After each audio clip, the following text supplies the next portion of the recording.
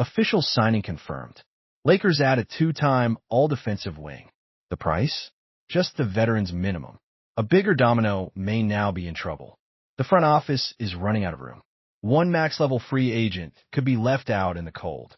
This could be the moment the Lakers' off-season takes shape. Welcome back to Lakers Central, your home for the latest Lakers news, trade rumors, roster moves, and breaking developments. Before we begin, tell us which move you think matters most for this roster right now. Let's get into it. The Lakers spent this offseason searching for perimeter defense. Their defensive rankings slipped last season, and losing veteran guard Marcus Smart to Houston in free agency only made the hole bigger. With Luka Doncic and Austin Reeves both locked in as offensive engines for years to come, the roster needed someone who could actually get stops on the wing. According to ESPN's Shams Charania, the Lakers have now agreed to terms with Matisse Thybulle on a one-year deal worth roughly $3.3 million, the veteran's minimum. The structure is simple but notable. Thybulle takes home his full minimum salary, while the Lakers only absorb a cap hit of about $2.4 million thanks to the league's veteran minimum exception. That's the 16th standard contract on the roster, and league reporting indicates the front office had also floated a sign-in trade with Portland that would have paid Thybulle more, but that route never came together, so LA got him for the minimum instead. That on paper, the fit looks close to ideal. Thybulle is a two-time all-defensive team selection, was college basketball's top defender in 2019, and has averaged over 4 steals and a block per 36 minutes across his last 2 healthy seasons. His outside shot has also improved significantly, giving him a path to stay on the floor even when he's not hunting steals. The obstacle is health, not talent. Thybulle has played only 45 total games over the last 2 seasons, undone by a torn thumb ligament, knee issues, and a lingering ankle problem. A player who once appeared in 65-plus games a season has become one the Lakers can no longer count on to stay upright for an entire year.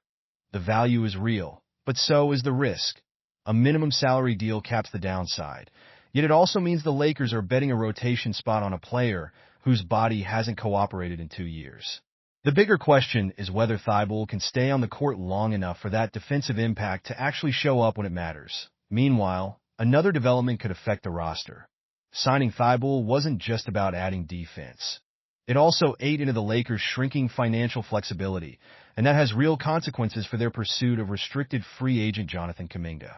Reports out of the Lakers' front office indicate the team would now need to shed more than $20 million in salary from its 2026 to 27 books just to create enough space to offer Kuminga a deal starting anywhere near $10 million a year.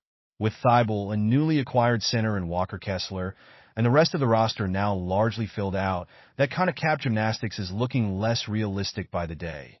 The obstacle here isn't interest, it's math.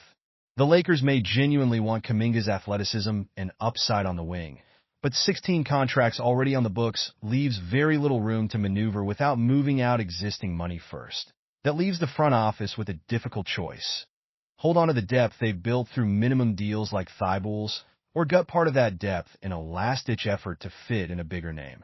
Whether Kuminga ends up in purple and gold may come down to which of those two priorities wins out in the next few weeks. That's not the only major decision facing the front office. Zoom out, and Thybulle signing is really just the latest chapter in a larger story.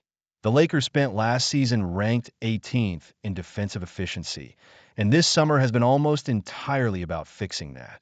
The sign-in trade that brought in Walker Kessler addressed the paint. Thybulle, on the veteran minimum, addresses the perimeter.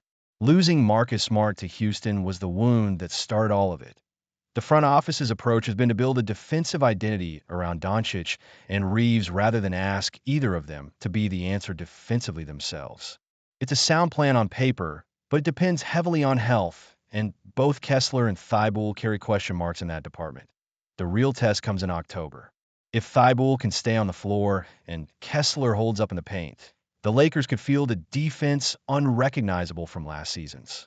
If either breaks down, LA may be right back where it started, searching for answers with even less cap flexibility than before. So, should the Lakers have prioritized keeping cap room open for Jonathan Kuminga, or was locking up defensive depth like Thybulle the smarter move?